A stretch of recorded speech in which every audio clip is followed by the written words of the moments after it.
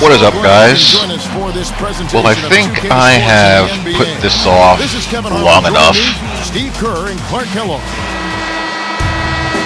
Going up against the Memphis Grizzlies. The Memphis Grizzlies are a sneaky good NBA 2K online team. Fast point guard. You got Tony Allen, which people can use to run around like a chicken with its head cut off and mash the steal button with. Two very useful big men, and Rudy Gay gives you that cheese perimeter player that you can use to slide off of defenders and worm your way into the paint with, and he can also shoot threes, and is also useful to run around and mash the X button because of his length. Conley, being a fast guy as well, is good for chicken head defense, as well as he can shoot threes. So they're a pretty good NBA 2K online team. That's part of the reason why I haven't done a video like this yet, congratulating LeBron and the Heat, because it would require me to play this ham and cheese sandwich of a game online, which is by far the least enjoyable experience of any sports game that I currently play. Online, this game is just an utter and complete train wreck. Chicken head defense. You see point guards skying over big men in the paint for rebounds. Point guards like Steve Nash and Tony Parker being shot blockers in the paint.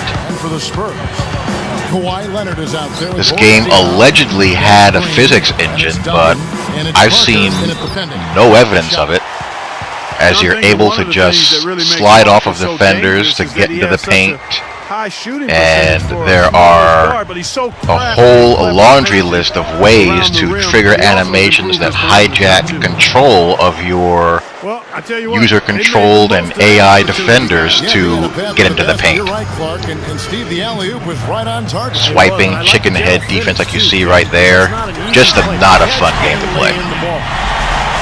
Heaven help you if you enjoy playing realistic style basketball.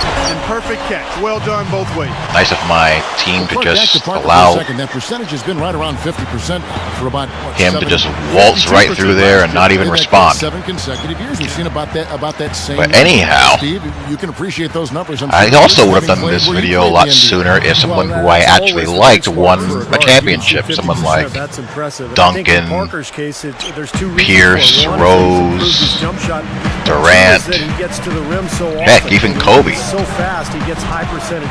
But alas, it was LeBron, and LeBron and the Heat have their championship. Kevin, adding a few more pump fakes is what he is. And you have to give them their just and due credit. They are facing a good shot blocking team, and if they can, they played well. They earned it. LeBron.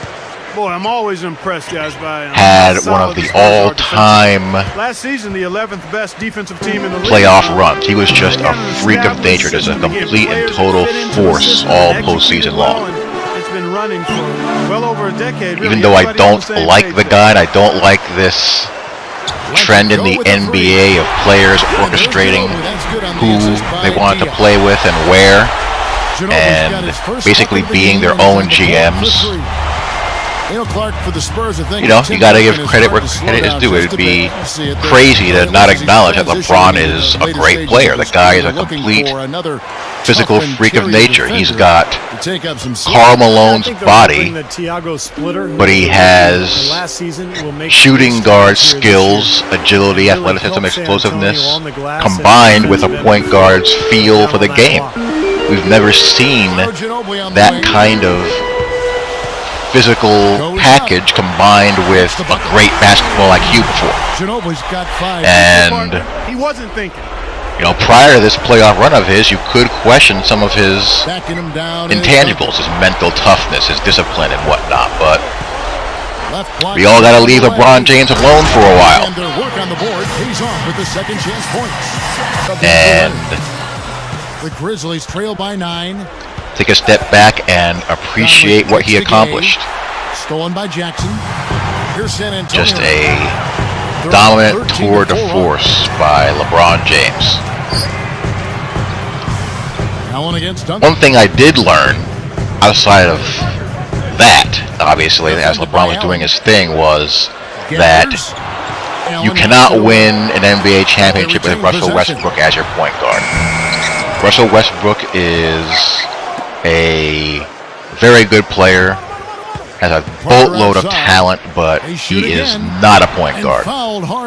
He is clearly not a point guard. He needs to play shooting guard full time. If Allen Iverson, look at this guy. Gosh. If Allen Iverson can play shooting guard in the NBA at 6'0", 130 pounds, Russell Westbrook can do it. Slide him over to the 2 and get yourself a real point guard that knows how to run a team. Because he absolutely killed them in the half court when he wasn't getting his own offense. And that's the problem. The difference between Russell Westbrook and a guy like Derrick Rose is a scoring point guard, but Derrick Rose has a better feel of when to go into dominant scorer mode and when he needs to back off and be a floor general, to be a leader, to get everybody into a flow and into a rhythm. Rose doesn't have that knack, and I don't think he's ever going to develop that knack. So they're better off getting a solid veteran point guard who doesn't have to be a stud offensively. He's got to be good enough to not kill them and cause people to collapse off of him. But he has to be able to run the show. And just let Westbrook be a scoring machine at a 2 guard. He's so athletic and so explosive. He can't be held one-on-one. But he also destroys a team in the half court. And the other guy who I was very impressed with was Chris Bosh. I never liked Chris Bosh. Chris Bosh to me was one of these soft 2010 big men who put up their 2010 on bad teams playing under no pressure their entire lives. But Bosh showed some real grit. He showed some real toughness. He's learned how to let LeBron and Wade do their thing. He's learned how to play off of them and learned that when they're in their modes and being assertive and imposing their will on the game to kind of blend into the background, he's learned when to pick his spots to get his points. He plays solid paint defense. He's a good force on the boards. He's a little bit of a glue guy now, and I didn't think he had that in him. He showed a lot of intensity and a lot of spirit in these playoffs and in the finals. Even bombing threes. But he did pretty much whatever was required of him. And he had a knack of making timely plays.